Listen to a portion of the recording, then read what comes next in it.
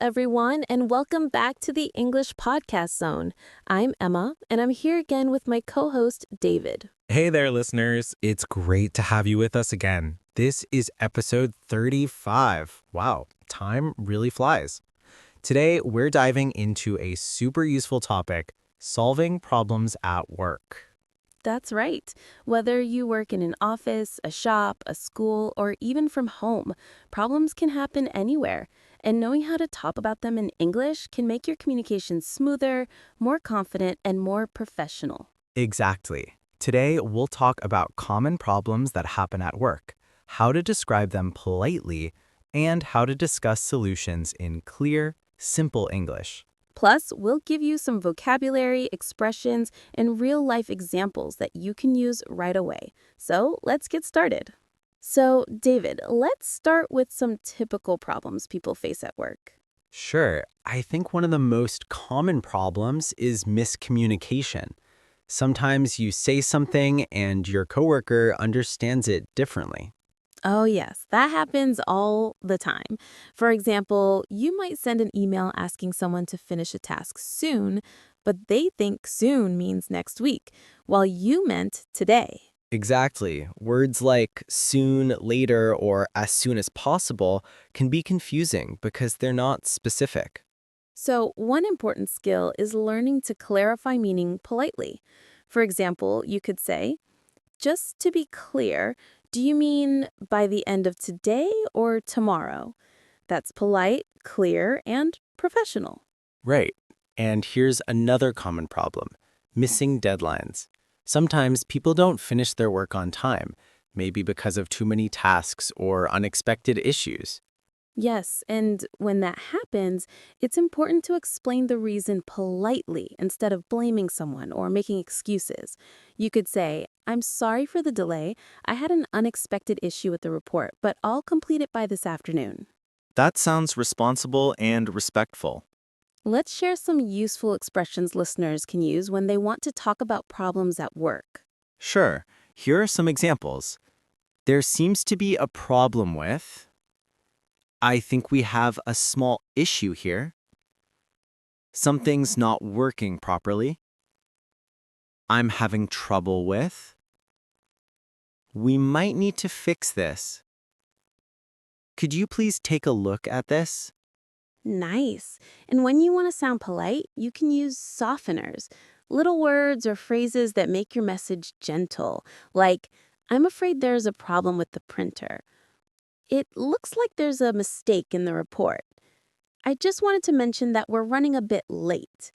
These make your communication sound professional and respectful. Let's do a quick role play, shall we? Sure.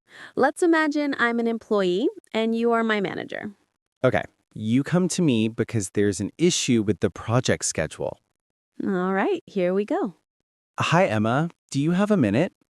Of course, David. What's up? I just wanted to let you know that we might have a small delay in the project timeline. The design team hasn't finished their part yet. Oh, I see. Do you know what's causing the delay? Yes, they're waiting for client feedback, and it hasn't arrived yet. I think we might need to move the deadline by one day. That's understandable. Thanks for letting me know early. It's always better to communicate these things in advance. No problem. I'll update the project calendar and inform the rest of the team. Perfect. Great communication, David.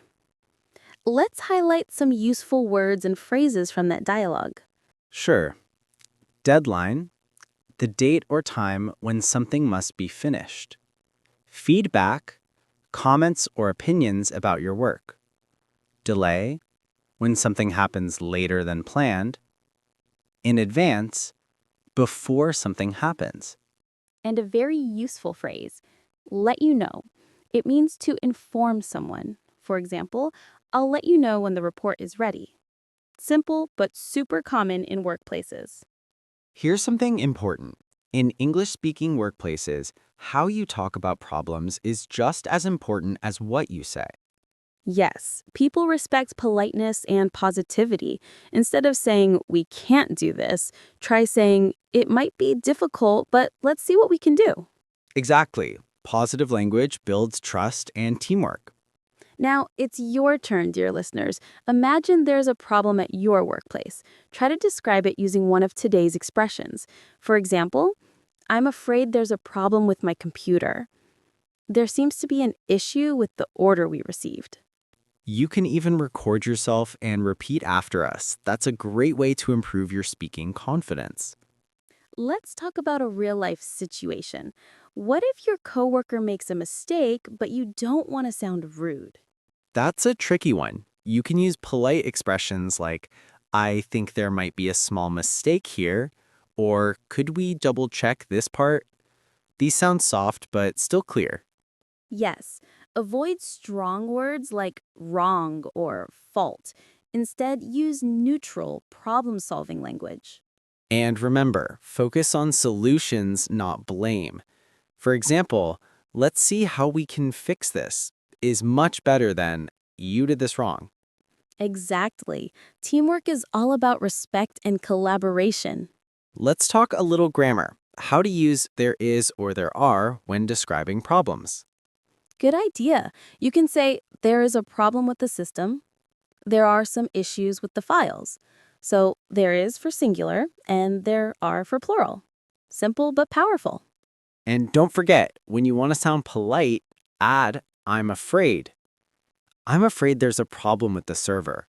This doesn't mean you're scared, it's just polite English. Let's hear a short story. Last week in our office, the printer suddenly stopped working right before a big meeting. Everyone was nervous because we needed to print the reports. Oh yes, I remember that. You came to the IT room and said, I'm afraid the printer isn't working. Could someone please check it? Yes, and our IT guy fixed it in 5 minutes. It was just out of paper. Sometimes the simplest problems cause the biggest panic. Exactly. The lesson, stay calm, be polite, and describe the issue clearly. Let's wrap up what we've learned today. Number 1, use polite, clear language when talking about work problems. Number 2, focus on solutions, not blame. Number 3, use helpful phrases like, there seems to be a problem, I'm afraid there's an issue, and could we fix this? And remember, good communication equals fewer misunderstandings and stronger teamwork. Well said, David. In part 2 of this episode, we'll discuss how to handle conflicts at work, like when coworkers disagree or misunderstand each other. It's going to be really practical and fun, so don't miss it. Thank you for listening to the English Podcast Zone, where learning English is simple, natural, and enjoyable. See you in part 2. Welcome back, everyone, to the English Podcast Zone. This is Emma, and with me, as always, is David. Hi friends, great to have you with us again. In part 1, we talked about how to describe and report problems at work politely. Today, in part 2, we'll go a little deeper. We'll discuss how to handle conflicts and difficult conversations in a professional and friendly way. Yes, because no matter where you work, sometimes people disagree. It could be about ideas, responsibilities, or even small misunderstandings. What matters most is how you handle it. Exactly, and don't worry, we'll show you easy expressions, phrases, and real-life examples that you can start using today. So, David, let's start with a simple question. What does conflict actually mean in the workplace? Good question. A conflict is when two or more people disagree about something. It could be about how to do a task, who is responsible for something, or even about communication styles. Right. And conflicts are normal. They happen because everyone has different opinions, experiences, and expectations.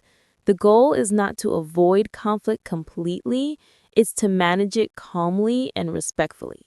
Yes, that's key. A good workplace is not one without problems. It's one where people solve problems together. Let's share some useful expressions for listeners who want to talk about disagreements politely. Sure, here are a few. I understand your point, but I see it a bit differently.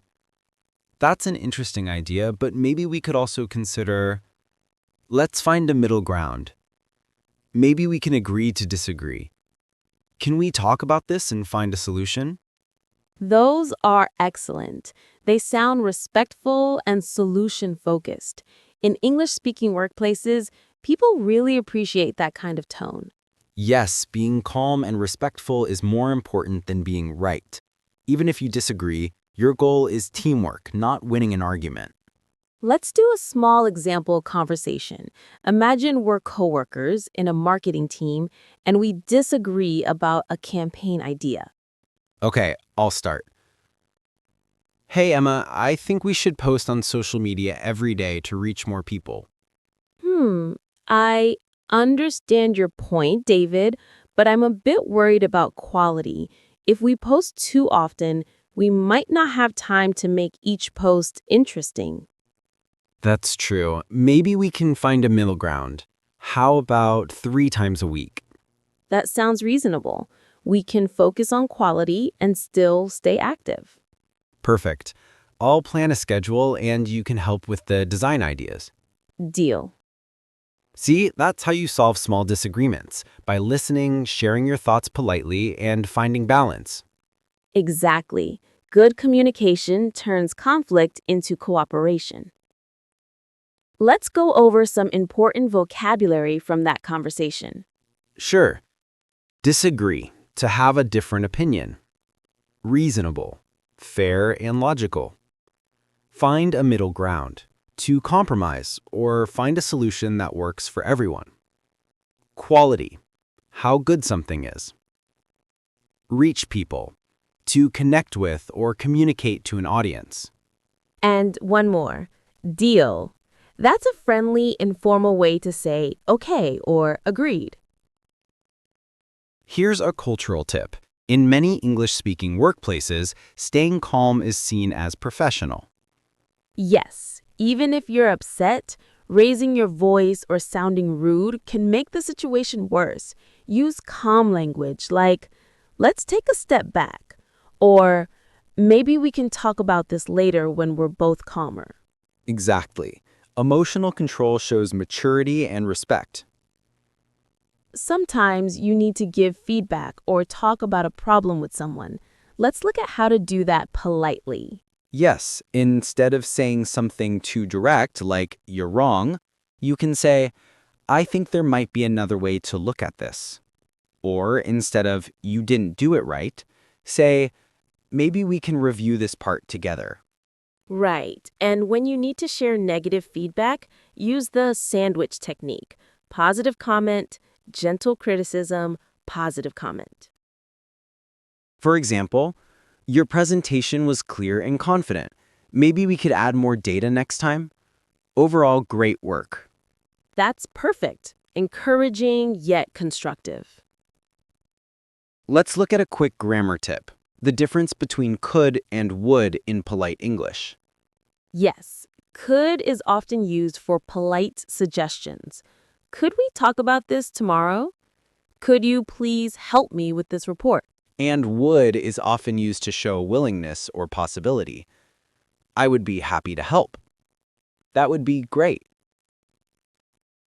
So remember, could equals polite request, would equals polite response or opinion. Let's do another quick role play for practice. Okay. This time, imagine 2 coworkers who both want to lead a new project. Okay, I'll start. Hi, Emma. I heard you're interested in leading the new project? Yes, I am. I think it's a great chance to improve my project management skills. I completely agree. It's a great opportunity. I was also hoping to take it, but maybe we can find a way to share the responsibility. That's a great idea. Maybe I can handle the planning part and you can manage communication with the client. Perfect. That way we both get experience and the project runs smoothly. Exactly. Teamwork makes everything easier. That's how collaboration should work. Both sides contribute and find a fair solution. Let's recap some of the phrases we used today. I understand your point. Maybe we can find a middle ground. Let's agree to disagree. Can we review this together? That's a great idea. All of these are natural, polite, and useful when handling conflict. Now, listeners, it's your turn again. Imagine you disagree with a coworker about how to finish a task. Try saying one of these sentences out loud. I understand your point, but I think we could try a different way. Let's find a solution that works for both of us. Practice saying them naturally, slowly, and clearly. The more you repeat, the more confident you'll sound at work. Sometimes conflicts can't be solved directly. Maybe the disagreement becomes too serious or personal. Yes, in that case, it's okay to ask for help from a supervisor or manager. You can say, "We're having trouble agreeing on this. Could you please give us some guidance?" That shows maturity and teamwork. You're not complaining, you're looking for help to solve a problem. So, Emma, what's our biggest lesson from today? I'd say stay calm, speak politely, and focus on solutions, not blame. Perfect summary. And remember, disagreement is not always bad. It can bring new ideas and better results if handled with respect. That's right. Good communication turns conflict into creativity. Beautifully said. That's all for part 2 of episode 35 on solving problems at work.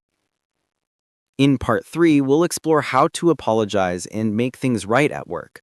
Very important for building trust and respect. So stay tuned for the next part. Thanks for listening to the English Podcast Zone, helping you speak English with confidence, one conversation at a time. Bye, everyone. See you next time. Hello, and welcome back to the English Podcast Zone. I'm Emma, and as always, I'm joined by my co-host, David. Hi, everyone. It's great to see you back for part 3 of our episode, Solving Problems at Work. In the last part, we talked about how to handle disagreements politely. Today, we'll focus on another very important skill, how to apologize and make things right when something goes wrong at work. Yes, everyone makes mistakes. It's totally normal. But what really matters is how you respond when a mistake happens. Saying sorry the right way can repair trust and show professionalism. Exactly. So let's explore how to apologize effectively in English, politely, naturally, and confidently. Let's begin with this question.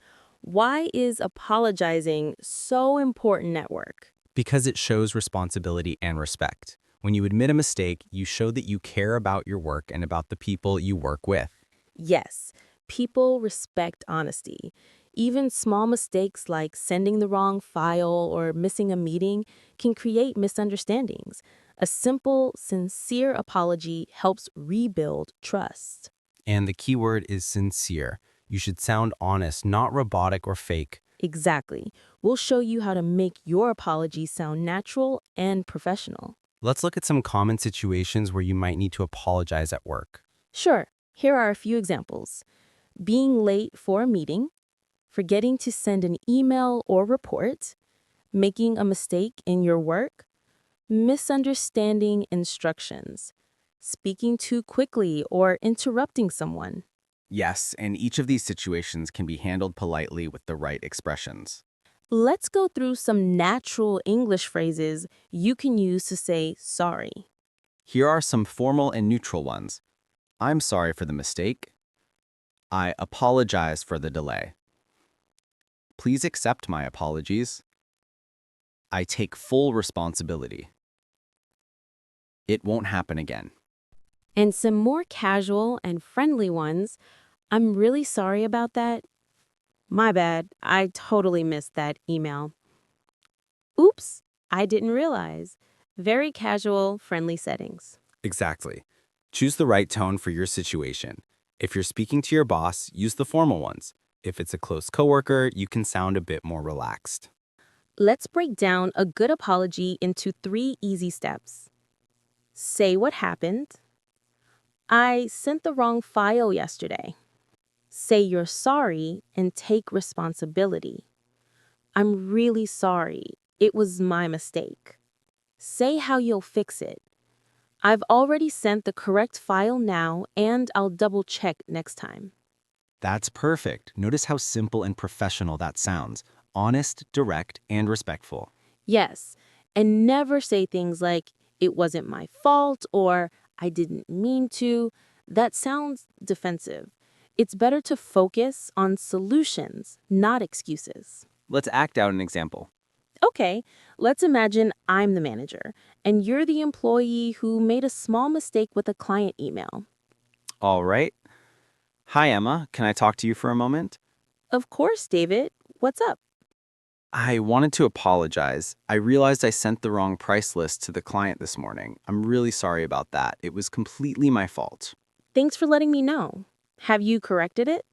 Yes, I've already emailed the updated version and explained the error. I'll double-check future messages before sending. Good job taking responsibility. Mistakes happen. What's important is fixing them quickly. Thank you, Emma. I appreciate your understanding. That's a perfect example. Notice that David didn't make excuses. He explained, apologized, and fixed the problem.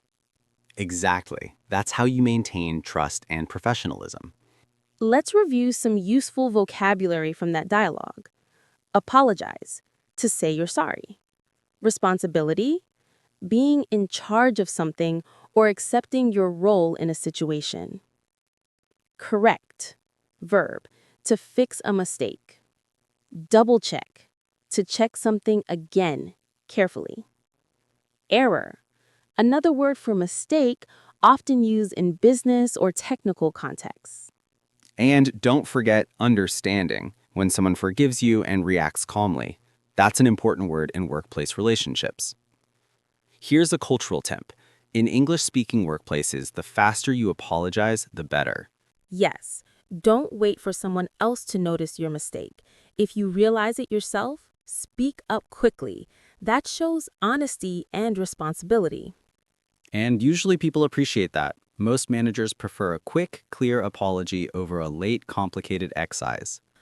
And after apologizing, it's good to show that you'll learn from the mistake. Here are some phrases you can use. I'll make sure it doesn't happen again. I'll be more careful next time. I'll check everything before submitting. I've learned from this experience. Perfect. Those phrases show that you're responsible and motivated to improve. Let me tell you a little story. Last year, I had a colleague named Sophie. She missed an important online meeting because she misread the time zone. Instead of trying to hide it, she immediately wrote to the manager and said, "I'm terribly sorry. I misunderstood the meeting time. I take full responsibility. Could we schedule a quick catch-up so I can review what I missed?" Wow, that's a perfect example of professional communication. She admitted the mistake, apologized clearly, and asked for a solution. Exactly. And the manager respected her honesty even more. Let's look at the difference between sorry and apologize. Okay, good idea. Sorry is more common in everyday English. I'm sorry for the delay. Apologize is more formal. I apologize for the delay. So, use sorry in friendly situations and apologize in formal or written communication. Exactly. And you can also say, "Please accept my apologies" when writing emails. Speaking of emails, let's share some examples of polite apology emails. Here's a simple version. Subject, apology for the delay. Dear Mr. Ahmed, I apologize for sending the report late. I had a technical issue with my laptop, but it's fixed now. I'll make sure this doesn't happen again. Thank you for your understanding. Best regards, David. That's professional, short, and polite. Notice how it explains the reason briefly and promises improvement. Now, listeners, let's practice together. Repeat after us slowly. I'm sorry for the mistake. It won't happen again. I've already corrected it. Thank you for your understanding. Good job. Practice these phrases a few times and they'll feel natural when you need them at work. One more tip before we wrap up this part. Don't be afraid of making mistakes. Yes, everyone makes them, even native speakers. The important thing is to learn and improve. When you apologize and fix something, people see you as responsible, not weak. Exactly. A confident apology shows strength and professionalism. Let's summarize what we've learned today. Everyone makes mistakes. Apologize quickly and sincerely. Keep it simple. Explain, say sorry, fix it. Use polite expressions like, I take responsibility, or I'll make sure it doesn't happen again. And remember, a good apology is not about being perfect, it's about being responsible. That's all for part 3 of episode 35, Solving Problems at Work. In our final part 4, we'll talk about how to give and receive feedback politely, another essential workplace skill. Yes, that one's going to be super practical and full of natural English expressions. Thanks for joining us today. Keep practicing, keep improving, and keep listening to the English Podcast Zone.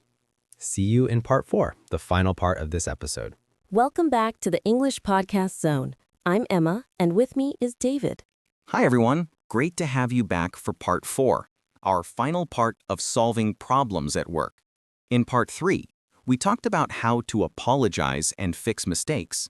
Today, we'll explore something equally important: how to give and receive feedback politely.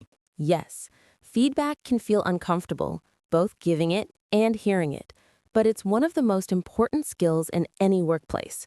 When you do it right, it helps everyone grow and improves teamwork. Exactly. Feedback is basically information that helps you or someone else improve. It's not about blaming, it's about learning. Right. Positive feedback motivates. Constructive feedback helps people do better next time. And polite language makes the process smoother and more professional. Let's start with giving feedback. Here are some phrases you can use. You did a great job on. I really liked how you... One thing we could improve is, maybe next time we could... I think it would work even better if... Notice how these phrases sound supportive, not negative. We focus on the work, not the person. Exactly. Instead of saying, you're wrong, you can say, maybe we could try a different approach. Yes, that keeps the conversation professional. Let's do a short role play. Okay, David, imagine I'm your coworker who made a PowerPoint presentation for a meeting. Got it. Hi, David. Did you have a chance to look at my slides? Yes, I did. The overall design looks great, especially the opening slide, very clear. One small suggestion. Maybe you could make the font a bit larger on slide 4. It's hard to read from the back of the room. Thanks for the feedback. That's a good point. I'll fix that right away. See how that felt? Polite, specific, helpful. Exactly. Good feedback always mentions what works and what could improve. Now let's talk about the other side, receiving feedback. Sometimes people feel nervous or defensive when someone gives feedback. Yes, but the right attitude makes all the difference. Here are some polite responses you can use. Thanks for letting me know. That's really helpful. I'll work on it. I appreciate your feedback. I'll keep that in mind for next time. Notice no arguing, no excuses, just gratitude and professionalism. Let's try another short role play. Okay, David, I noticed a small typo in your report, the company name on page 2. Oh, thanks for catching that. I'll correct it right now. Appreciate the heads up. Perfect. That's how to respond. Positive, quick, and polite. Exactly. When you receive feedback well, people trust you more because they know you're open to learning. Here's a really useful strategy, the feedback sandwich. You start with a positive comment, give the suggestion, then end with encouragement. Like this. Positive, I really liked your report. Suggestion, maybe next time include a summary page. Positive, you always write clearly and this will make it even better. Exactly. It's polite, balanced, and motivating. In English-speaking workplaces, feedback is normal and expected. It doesn't mean you're in trouble. It's just part of teamwork. Yes, in some cultures, feedback may sound like criticism, but in most Western offices, it's seen as a way to grow and communicate openly. Let's review some key vocabulary from today's lesson. Feedback. Comments that help someone improve. Constructive. Helpful, positive criticism. Suggestion. An idea for improvement. Appreciate. To be thankful for something. Encouragement. Words that give confidence. Great list. You'll hear those words all the time in professional English. Don't use negative or emotional language like that was bad or you never listen. Stay calm, polite, and specific. And when receiving feedback, don't argue or say, "But I was right." Instead, say, "Thanks, I'll think about that." Here's how to give written feedback in an email. Emma. Subject. Feedback on draft report. Dear Sarah, thank you for sending the report. The structure and data look strong. One suggestion, consider adding more details in the conclusion to highlight the key findings. Overall, great work. It's clear and professional. Best regards, David. Short, polite, and positive. All right, let's practice together, listeners. Repeat after us. I appreciate your feedback. Thanks for the suggestion. I'll make sure to improve next time. You did a great job on this project. Nice work. Practicing polite phrases like this will make your workplace English sound confident and natural. All right, time to wrap up our episode. Today we learned how to give feedback politely, how to receive feedback positively, how to use the sandwich technique, useful phrases and vocabulary for professional communication. And remember, feedback is not criticism, it's communication. It helps everyone improve and keeps the team strong. Well said. When you use English to give feedback kindly, you build respect and trust. Exactly. That's the secret to solving problems at work. Honesty, empathy, and clear communication. That's all for episode 35 of the English Podcast Zone. If you enjoyed this series, don't forget to follow, share, and leave a comment so more learners can join us. Thanks for listening. Keep learning, keep growing, and remember, mistakes are part of progress. See you next time in episode 36.